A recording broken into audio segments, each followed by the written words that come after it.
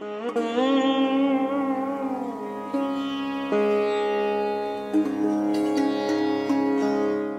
liebe Fans, hallo liebe Zuschauer, hallo liebe Follower. Vielen Dank, dass ihr wieder eingeschaltet habt. Herzlich willkommen in meinem 12. Land, Indien. Ich kann jetzt schon sagen, es wird sehr, sehr bunt und sehr, sehr heiß. Indien befindet sich in der größten Hitzewelle seit 20 Jahren. In Neu-Delhi wurden bis zu 46 Grad gemessen. Ihr habt es vielleicht in den europäischen Nachrichten gesehen. Diese Gruppe feierte irgend so ein traditionelles Fest und wollte eigentlich, dass ich mit denen da über die Straße und den Trommeln ziehe. Und ich habe gesagt, Leute, ich habe keine Zeit, ich muss mit dem Fahrrad bei der Hitze hier durch Indien fahren. Also diese Wasserträgerinnen in diesen bunten Kleidern, die haben mich total fasziniert. Meistens waren die auch sehr offen, gefilmt zu werden. Alle, die mich von früher noch kennen, die erinnern sich bestimmt, wie ich im Club immer mein Bier auf den Kopf gestellt habe und das minutenlang balanciert habe. Jetzt weiß ich, woher das kam. Indien hatte die schlechtesten Straßen auf der ganzen Reise. Ich weiß nicht, wofür die Regierung das Geld ausgibt. Definitiv nicht für die Infrastruktur. Es wäre jetzt zu früh, allumfassend etwas über Indien zu sagen, weil ich bin ja erst seit 5 Wochen hier. Es gibt so viele verschiedene Regionen, so viele verschiedene Kulturen mit so vielen verschiedenen Mantras. In Indien leben 1,4 Milliarden Menschen. Das ist 1/5 der Weltbevölkerung. Und trotzdem hüllt sich das Land in Schweigen. Ich bin da durch Dörfer gefahren. Die haben mich angeguckt mit offenen Mündern. Die haben zum ersten Mal einen Westler gesehen in ihrem Leben. Die konnten ihren Augen nicht glauben. Gestern Abend habe ich mein Zelt aufgebaut an so einem Fluss, wo ich mich auch geduscht habe. Gegen 11 Uhr kamen dann so Taschenlampen zu meinem Zelt gelaufen. Das waren die angrenzenden Bewohner. Und die meinten, es wäre nicht so gut da zu zelten, weil vor einem halben Jahr sein Bruder von einer Schlange da gebissen worden ist. Und habe ich gesagt, ja, das passiert ja jetzt hier nicht jeden Abend. Ich bin doch eingeschlossen in meinem Zelt. Ja, und dann wurde ich hier in eine Coconut-Farm eingeladen, wo ich hier kostenfrei übernachten durfte letzte Nacht.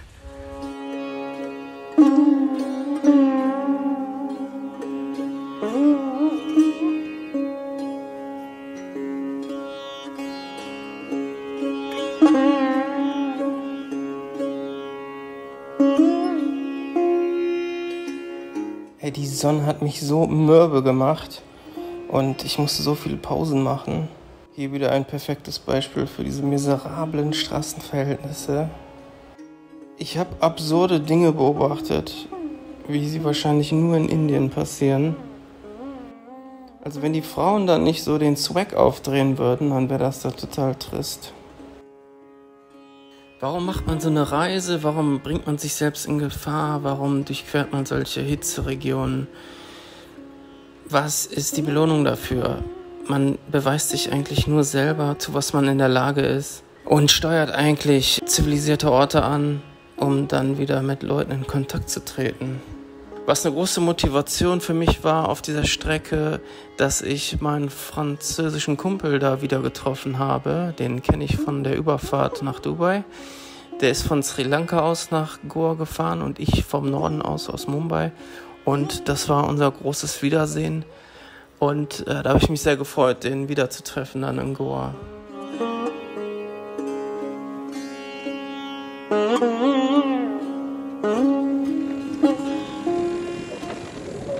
Ich bin so fertig, Die scheiß Gehupe hier die ganze Zeit, die Hitze. Ich bin wieder kurz davor zu dehydrieren,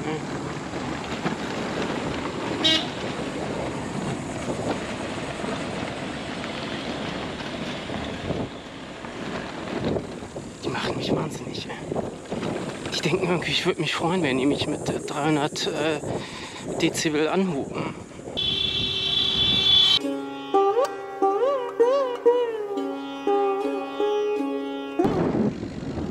Ich glaube, ich werde verfolgt von einer gefährlichen Rikscha-Gang.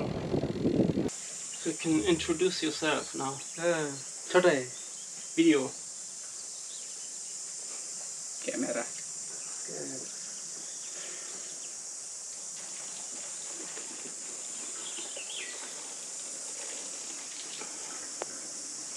This bicycle you built by yourself? Mit den Jungs saß ich da bestimmt eine Viertelstunde oder so. Die haben alle nur 3 Wörter Englisch gesprochen. Aber das war trotzdem cool für die, mit mir da abzuhängen. Und es war nicht langweilig.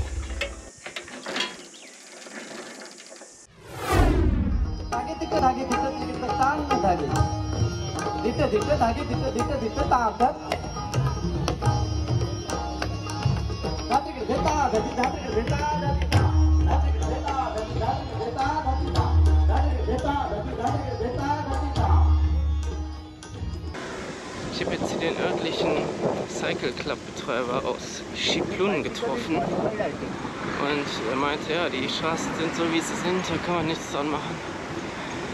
Und er hat heute eine 100-Kilometer-Tour gemacht mit seinem Kumpel. Hey, what's that?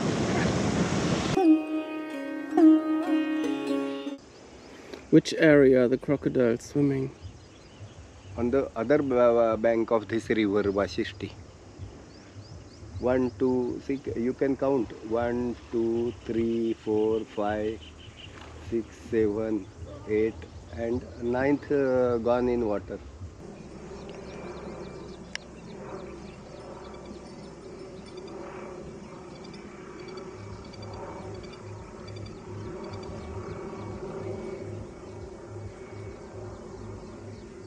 They come to us.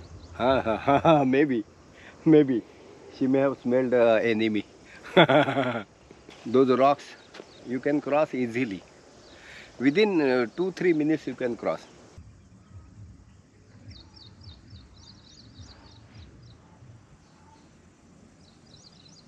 Even those shepherd dogs, no, they sometimes catch crocodiles.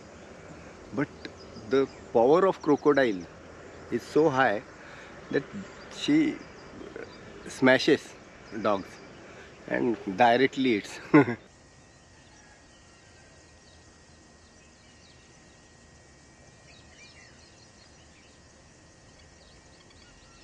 How do you feel here? Great.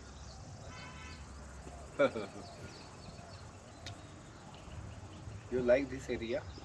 It's beautiful. We'll go tomorrow if you want in my orchard. That is also a very beautiful place. Ja, Herr Grabowski hat mich dann in sein Haus eingeladen zum Nächtigen. Und ich war einfach viel zu müde, um Nein zu sagen. Erstmal wurde ich dann nachts von den Moskitos da extrem zerstochen. Der hatte auch keine Klimaanlage. Der lebte da alleine in so einem verwahrlosten Haus. Es war eine Horrornacht. Am nächsten Morgen bin ich aufgewacht. Ich sah aus wie Guido Westerwelle. Nee, Spaß. Nicht ganz so schlimm. Und dann habe ich mein Fahrrad aus dem Garten geschoben. Und dann sah ich, wie im Gebüsch sich sowas grün-gelbes durchschlängelte. Und ich war starr. Und die Schlange war auch starr. Und mein ganzes Leben lief nochmal an mir vorbei. Und das Leben der Schlange, glaube ich, auch. Und ja, also die war so 2 Meter von mir entfernt. Und jeder ging dann seines Weges. Ne? Kurz gegrüßt und schnell vorbeigefahren. Ich habe dann den anderen Weg ums Haus herum genommen, um da aus diesem Garten rauszukommen. Aber das war schon brenzlig.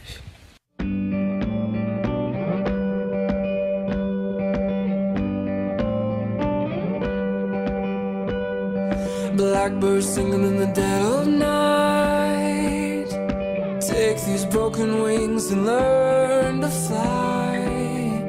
All your life you're only waiting for this moment to arrive.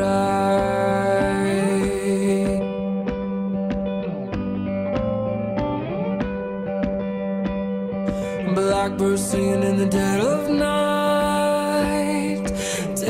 Sunken eyes and learn to see all your life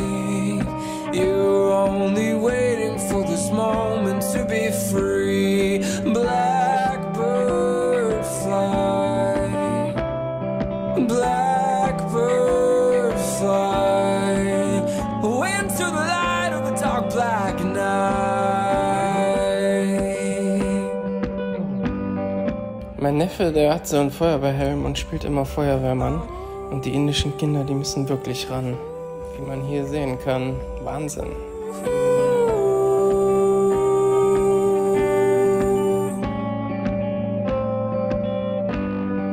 Blackbird fly, blackbird fly, into the light of the dark black night. You want to hit me? No, I don't. Yeah, where are you from? Germany. Germany, yeah. Boris Becker, Steffi Graf. Yeah. Yeah, that's my parents. Your friend? Yes or no? What? Steffi Graf, I like this word. That's it. Yes, happy journey, safe journey. Welcome to Goa, Konkan, like the Konkan.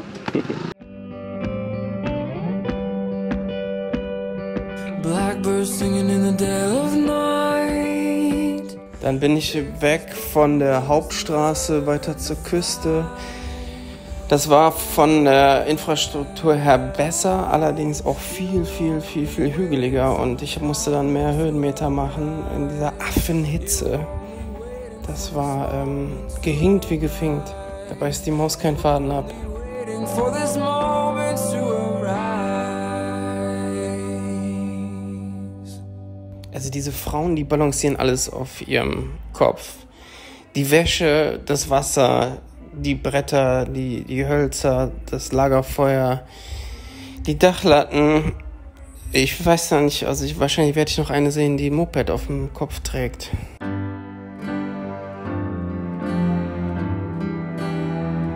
Durch diese Wahnsinnshitze ist auch mein Handy öfter überhitzt worden.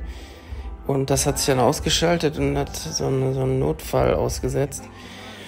Und dann habe ich an diesen Kiosks immer angehalten und habe das bei denen da in den Kühlschrank gelegt. Die haben sich kaputt gelacht, ey. Die dachten, ich wäre irgendwie vor einen Schrubber geflitzt oder so.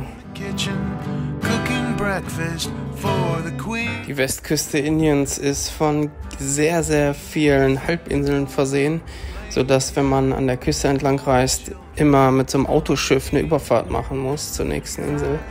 Und an einer Überfahrt habe ich mein Handy auf der Uferseite liegen gelassen. Und als ich dann auf dem Wasser war, hat der Captain einen Anruf bekommen und gesagt, ja hier, der blonde Westler, der hat hier sein Handy liegen lassen, der muss nochmal zurückkommen. Und dann habe ich tatsächlich mein Handy wiederbekommen. Auf die Inder ist Verlass. What's your name? Tarat Mummarkar. So, mein Fahrradbuddy gefunden hier. Mindestens bis zum nächsten Dorf. Cry, baby, cry. You make your mother sigh. She's old enough to know. Ja, die Sonne hat mir richtig zugesetzt. Ich bin da teilweise bei 44 Grad da gefahren. Dann ging es ein bisschen runter auf 37. Aber ich hatte sowas von einen am Helm, ey. The Duke was having.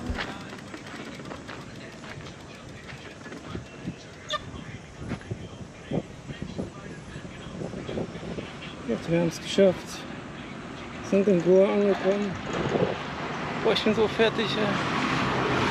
Habe ich die letzten 73 Kilometer gemacht. Ey, unfassbare Höhenmeter. Ich bin fast kollabiert. Ich kann kaum noch sprechen. Ich habe überhaupt keine Kraft. Ich suche jetzt irgendeinen Laden, wo es ein Bier gibt. Und dann falle ich in irgendein Bett im Hotel. Und dann realisiere ich erstmal morgen, wo ich hier bin. Macht's gut, Nachbarn. Cry, baby, cry. Make your mother sigh. She's old enough to know better. So cry, baby, cry. At 12 o'clock a meeting round the table for a seance in the dark. With voices out of nowhere put on specially. Leute, macht den Daumen und die Glocke, sonst gibt's richtig Kasala. Für wen filme ich die Scheiße hier? Also, wir sehen uns in Nepal. Bis bald. She's old